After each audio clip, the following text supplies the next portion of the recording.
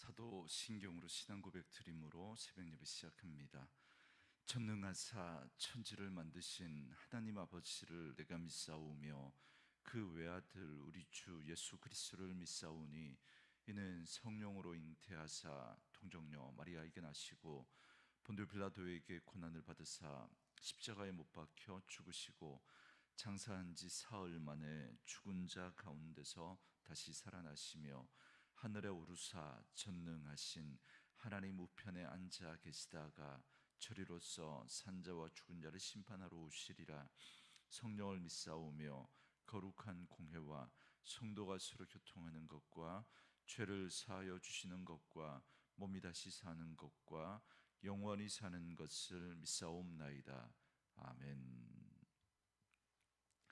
이 아침에 우리에게 주시는 하나님의 말씀은 창세기 31장 17절에서 35절 말씀까지, 창세기 31장 17절에서 35절 말씀까지 말씀 찾으셨으면 한 목소리로 같이 읽습니다. 야곱이 일어나 자식들과 아내들을 낙타들에게 태우고 그 모은 바 모든 가축과 모든 소유물 곧 그가 밧단 아람에서 모은 가축을 이끌고 가나안 땅에 있는 그의 아버지 이삭에게로 가려 할세. 그때 라반이 양털을 깎으러 갔으므로 라헬은 그의 아버지의 드라빔을 도둑질하고 야곱은 그 거취를 아람 사람 라반에게 말하지 아니하고 가만히 떠났더라. 그가 그의 모든 소유를 이끌고 강을 건너 길르앗 산을 향하여 도망한 지 3일 만에 야곱이 도망한 것이 라반에게 들린지라. 라반이 그의 형제를 거느리고 7일 길을 쫓아가 길르앗 산에서 그에게 이르렀더니 밤에 하나님이 아람 사람 라반에게 현몽하여 이르되 너는 삼가 야곱에게 선악간에 말하지 말라 하셨더라. 라반이 야곱을 뒤쫓아 이르렀으니 야곱이 그 산에 장막을 친지라.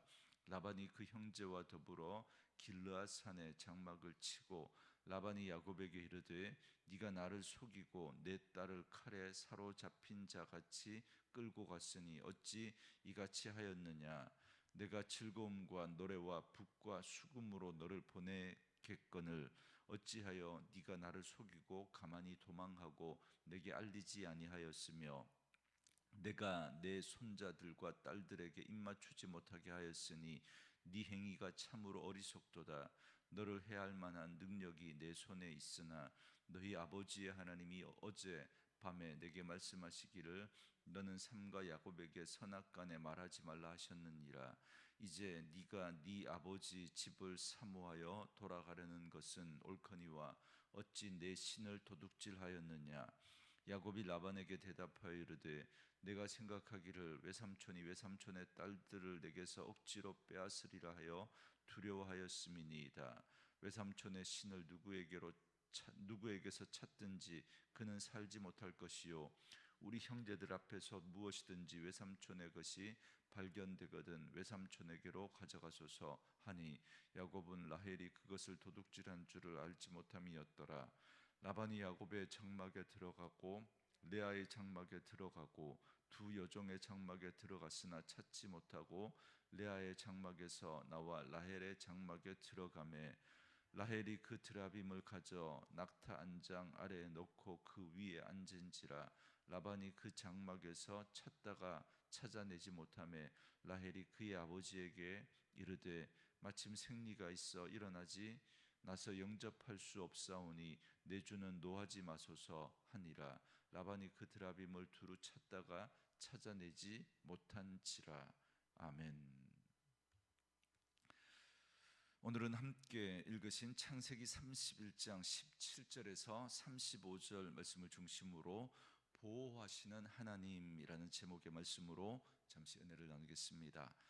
야곱은 하나님으로부터 밧단 아람을 떠나 약속의 땅으로 돌아가라라는 말씀을 받았습니다. 그래서 온 가족이 함께 그동안 얻은 소유를 가지고 떠났습니다. 그러나 라반 몰래 도망을 쳐서 떠났습니다. 그때 라헬이 자기 아버지의 드라빔을 도적질했습니다. 드라빔은 보통 손바닥 크기의 나무나 은을 조각해서 만든 신상을 말합니다. 왜 라헬은 아버지 집을 떠나면서 그럼 이 드라빔을 훔쳤을까라는 겁니다. 당시 사람들은 드라빔을 풍요와 안전을 보장하는 가정 수호신으로 그렇게 믿었기 때문입니다. 지금도 유적을 발굴해 보면 그 당시 사용하던 드라빔이 종종 발견된다라고 합니다. 그때 사람들은 집집마다 이 드라빔을 세워놓고 매일 그 앞에서 우리 집을 지켜달라고, 우리 가정을 행복하게 잘 살게 해달라고 빌었던 겁니다. 라반의 가정도 예외가 아니었던 거죠. 다른 집들처럼 집안에 드라빔을 세워놓았습니다. 그런데 분명 라반의 집안은 하나님을 아는 집안이었습니다. 툭하면 말끝마다 하나님을 찾는 걸 보면 요즘 말로 예수 믿는 집안이었다라는 겁니다. 그런데도 집안에 드라빔이라고 하는 우상을 세워두고 섬겼던 거죠. 마치 예수 믿는 집안이 집안에 부적을 붙여놓고 신주단지를 모시고 그 앞에서 날마다 비는 꼴과 같은 겁니다. 이건 명백한 우상 숭배입니다. 이처럼 드라빔은 우리 집안의 수호신이요 복의 근원이 되어 우리 집을 행복하게 잘 살게 지켜달라고 비는 우상입니다. 그런데 이 드라빔은 단순히 겉모습의 우상을 떠나서 가정의 행복 자체가 우상이 될 수도 있고 하나님보다 더 중요한 가치관이 되어버린다면 그건 역시 우상이 될 수 있습니다. 라반 집안이 바로 이런 집안이었던 거죠. 그런데 요즘도 수많은 가정이 이런 식으로 삽니다. 가정의 행복을 위해 가장 필요한 것은 당연히 1등은 돈이고 2등은 자녀이고 3등은 건강입니다. 여러분, 이건 예수 안 믿는 가정에서 나온 답이 아닙니다. 예수 믿는 가정도 답이 똑같습니다. 라반 집안처럼 말끝마다 하나님을 찾고 예수님 찾고 기도도 하고 가족들이 교회를 다니기는 하지만 정작 집안의 목표와 가치관에서 하나님의 자리는 찾을 수가 없는 거죠. 예수 믿는 사람이나 예수 믿지 않는 사람이나 어떤 행복을 추구하고 그렇게 행복하기 위해서 필요한 것은 그러면 돈이고 자녀이고 또 건강이고 이런 모습들에서 도무지 구별점을 찾을 수 없다면 여러분, 그렇다면 그 가치관 자체가 우상일 수 있습니다. 여러분, 왜 돈이 필요하고 왜 자녀가 잘 되어야 하고 왜 건강해야 하는가? 거기에 하나님이 빠져버린다면 여러분, 우리는 그 행복이라고 하는 세상 사람들과 똑같은 나의 욕심을 채우기 위한 그곳에 어디에도 하나님을 찾을 수 없다면 그것 자체가 우상이 될 수가 있는 것이죠. 그래서 라반의 집안과 조금도 다를 바가 없는 그런 모습들은 아닌지 오늘 이 아침에 우리의 모습을 한번 점검해 보셨으면 좋겠습니다. 그런데 야곱이 라반 집안을 떠날 때 딸 라헬이 그 드라빔을 훔쳐갑니다. 라헬이 그 급한 상황에서도 그 드라빔을 왜 훔쳐갔을까요? 답은 분명합니다. 라헬도 그 드라빔이 자기 가족과 자기 집안을 보호하고 복을 줄 것이다 라고 믿었기 때문인 거죠. 아버지의 가치관이, 아버지의 그 우상 숭배가 아버지의 신앙관이 그대로 따르게 옮겨간 겁니다. 부모의 가치관과 신앙은 그대로 자녀들에게 옮겨갑니다. 자녀들은 보거든요. 말로는 하나님을 언급하고 또 교회도 다니고 예배도 드리지만 그러나 부모님이 어떤 가치관을 가지고 어떻게 말하고 어떻게 살아가는지를 보고 배우기 때문에 그런 것입니다. 그래서 오늘 또 말씀으로 이 하루 시작하는 저와 여러분들에게 우리의 모든 중심에 하나님이 있어서 우리의 그 가치관 속에 정말 하나님의 가치가 담겨질 수 있는, 그래서 우리가 말하고 행동하는 것을 통해서 하나님이 묻어나는, 그래서 그것이 우리의 자녀들에게 믿음으로 전수되어지는 은혜가 있기를 주의 이름으로 축원합니다.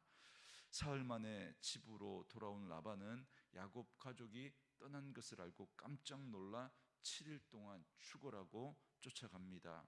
가축과 가족을 거느린 야곱 일행은 천천히 갈 수밖에 없었고, 라반 일행은 낙타를 타고 전속력으로 쫓아갔을 테니까 결국 길르앗 산에서 야곱 가족을 따라잡게 됩니다. 그런데 따라잡은 라반의 말이 좀 이상합니다. 너희들 왜 나한테 말도 안 하고 도망가듯 떠났냐? 말만 했으면 환송 파티를 성대하게 해주고 내 손자 손녀들에게 입맞추기도 하고 그렇게 잘 보냈을 텐데 왜 그렇게 했느냐라고 말합니다. 정말 이 말이 사실이었겠습니까? 정말 야곱과 딸들이 그냥 간 것이 섭섭해서 라반이 그토록 죽어라 일주일을 쫓아왔겠습니까? 이 말이 사실이 아님이 곧 드러납니다. 이 말을 한 후에 라반은 곧바로 두리번거리며 무엇인가를 찾기 시작합니다. 야곱과 딸들과 여종의 장막까지 들여다보면서 무엇인가를 애타게 찾습니다.